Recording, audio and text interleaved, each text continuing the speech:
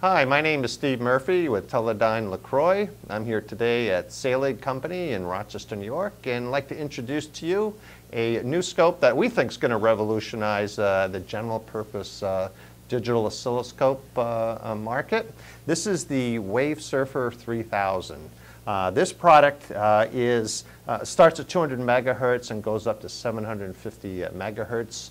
There are some 2-channel versions, but most of them are also 4 channels. They go up to 4 gigasamples per second, so you have lots of sampling capability for that bandwidth, and it has memory that's 10 million data points on each of the 4 channels. This is an 8-bit digital oscilloscope. And you'll notice, though, the display is a large display. It's a 10.1-inch display. It's touchscreen. It's a 16 by 9 format display, giving you lots of area to see, capture waveforms, make measurements, and document the data that you're capturing. The scope is the price point on this is amazing. It's $3,200 is the US dollars starting price, and all the way through the ranges of the bandwidths. We've designed this scope with the pricing to support it so that we are really, our competitors are probably in shock, I think, from the actual pricing that we have on this. I think you'll be quite happy with what you'll get for the value here, because it's along with the 4 channels we have pretty easy to drive. I'm just going to go, for example, just as a quick way to show it. I've got 1 channel displayed right now. We could have up to 4, each have their own color, and the descriptors would be unique. But I notice what I've got to do here is I'm going to change the coupling. I'm using a wave station here. It's the 3082. It's an 80 megahertz waveform generator. And you know, we've got a family of waveform generators that are also an arbitrary waveform generator. So you could, you know, get your standard outputs here of sine waves, square waves, ramps, pulse, noise, and there's more waveforms that'll generate. You could capture a waveform with the scope and then use the wave station to take that waveform and play it out and maybe even modify it so you can really stress your circuit using this wave station.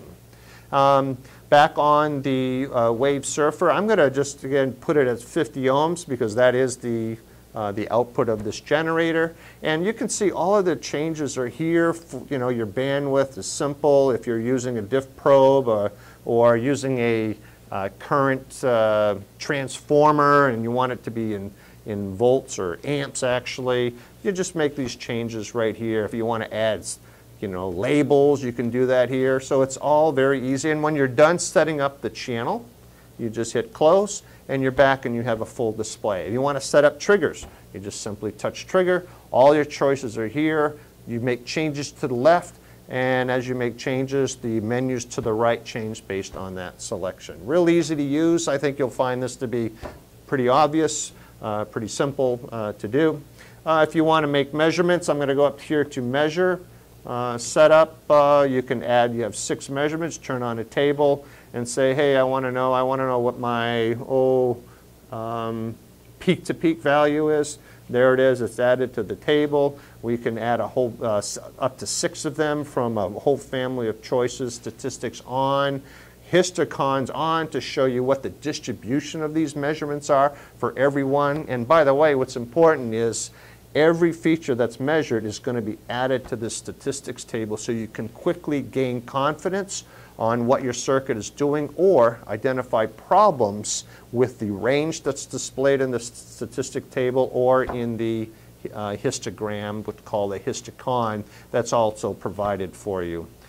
You can do math on waveforms. You got a couple different math functions that allow you to do things like FFT, or if you do want to multiply voltage times current to get watts and integrate it and get area or joules, no problem. That's all easily done with the oscilloscope. As you can see, driving it is quite simple.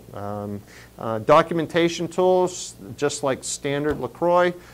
If you want to save the images, there you go to the print setup and save it as, you know, JPEG, bitmap, TIFF, PNGs, no sweat.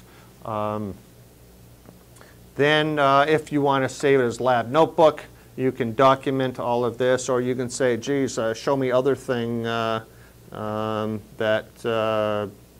you would like that are stored in memory, and flash back.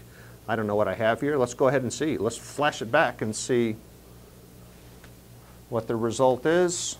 And I'm flashing back. It looks like I have a simple little edge. I'm also driving this with my mouse here, so there you can use the touch screen, front panel, and a mouse. So I have this interesting waveform that was saved. The data was saved in the database in Lab Notebook. The control panel, the front panel, was saved with this report into that database, and I flashed it back, and now I can continue to make cursor measurements as I wish, do further analysis on this waveform. So again, with this scope, starting at $3,200, it's the right price point with lots of features loaded in. There is MSO version, as you can see on the bottom right. Not sure if you're viewing this, but this is where a 16-channel digital probe was plugged into, and so now it's tied in with 16 channels of digital with 4 channels of analog, and all of that can be displayed. If you're looking at serial data, if you're looking at I2C, SPI, UART, CAN bus, LIN bus, all of these are decoders and triggers available on the scope. So a complete family of tools, easy to use, pricing starting at $3,200.